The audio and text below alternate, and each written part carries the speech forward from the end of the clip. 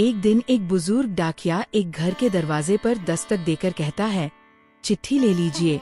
अंदर से एक लड़की की आवाज आती है, अभी आ रही हूँ, बस 1 मिनट रुको। लेकिन 5 मिनट गुजर जाते हैं तो डाकिया फिर कहता है, अरे भाई, कोई है क्या?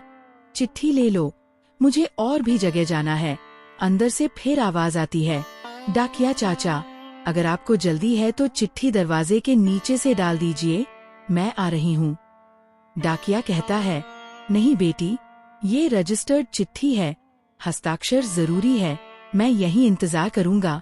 लगभग 10 मिनट बाद जब दरवाजा खुलता है तो गुस्से में खड़ा डाकिया अचानक शांत हो जाता है, क्योंकि सामने एक अपाहिज लकवाग्रस्त छोटी बच्ची खड़ी होती है जो मुश्किल से चल पाती है। वह बच्ची अक्सर घर में अकेली रहती थी। माँ नहीं थी और पिता नौकरी के कारण बाहर रहते थे। कामवाली बाई सिर्फ सुबह शाम आती थी। धीरे धीरे डाकिये और बच्ची के बीच एक अनकहा लगाव बनने लगा, और जब भी डाक आती, डाकिया धैर्य से इंतजार करता जब तक बच्ची दरवाजे तक न पहुंच जाए। एक दिन बच्ची ने देखा कि डाकिया हर मौसम, गर्मी, सर्दी और बरसात में नंगे पैर ही डाक बांटता है। बरसात में गीली मिट्टी पर उसके पैरों के निशान देखकर उसने कागज पर उनका नाप उतार लिया और दीपावली से पहले उसी नाप के नए जूते मंगवाकर पैक कर दिए। दीपावली पर डाकिया मोहल्ले में बख्शिश ले रहा था, लेकिन बच्ची से लेने में उसे संकोच हुआ, इसलिए वह उसके लिए थोड़े से चॉकलेट खरीदकर उसके घर पहुंचा। उसने कहा, लो बेटी, तुम्हारे गरीब चाचा की तरफ से दीपावली का उपहार।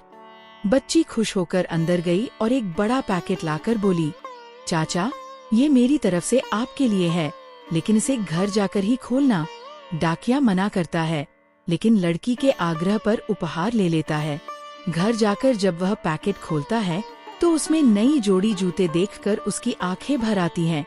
उसे यकीन नहीं होता कि एक अपाहिज बच्ची उसके लिए इतनी चिंता कर सकती है। अगले दिन वह पोस्ट ऑफिस जाकर पोस्ट मास्टर से तबादले की गुजारिश करता है और पूरी कहानी सुनाकर रोते हुए कहता है, सर, उस बच्ची ने मेरे नंगे पैरों को तो जूते दे दिए, लेकिन मैं उसे उसके पैर कैसे दे पाऊंगा? अब मैं उस गली में नहीं जा सकूंगा।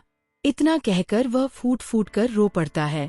ये कहानी हमें सिखाती है कि इंसानियत और मानवता से बड़ा कोई धर्म नहीं, और कभी कभी एक छोटी सी बच्ची भी हमें जीवन का सबसे बड़ा सबक दे जाती है।